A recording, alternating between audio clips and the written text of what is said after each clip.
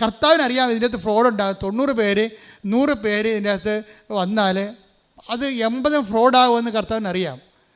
അതുകൊണ്ട് കർത്താവ് പറഞ്ഞ് ചെറിയ യാചകണമേ ഭയപ്പെടേണ്ട, പിതാവ് നിങ്ങൾക്ക് രാജ്യം കൽപ്പിച്ച് നൽകാൻ തീരുമാനിച്ച അല്ലാത്തവനൊക്കെ ഇവിടെ കിടന്ന് ജീവിക്കട്ടെ, പട്ടി ചാണകം പോലെ ചത്തുപോവുകയും ചെയ്യും. ചെറിയ യാചകണമാണ് എപ്പോഴും കൃപയിൽ നിൽക്കുന്നത്.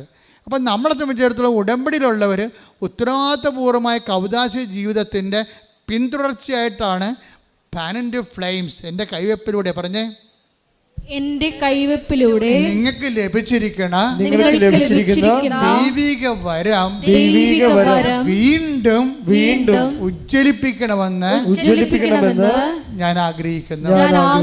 അപ്പൊ ഉടമ്പടി ചെയ്യണത് അതാണ്.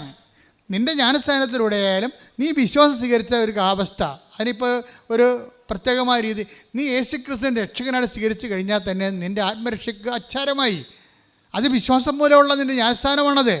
പക്ഷേ അത് നീ എന്ത് ചെയ്യണം? അതൊരു കുടമ്പടിക്കാലം കഴിയുമ്പോൾ പിന്നെയും പണ്ടേ പഠിച്ചുണ്ടെങ്കിൽ ഒരു പറഞ്ഞ പോലെ പോകരുത്.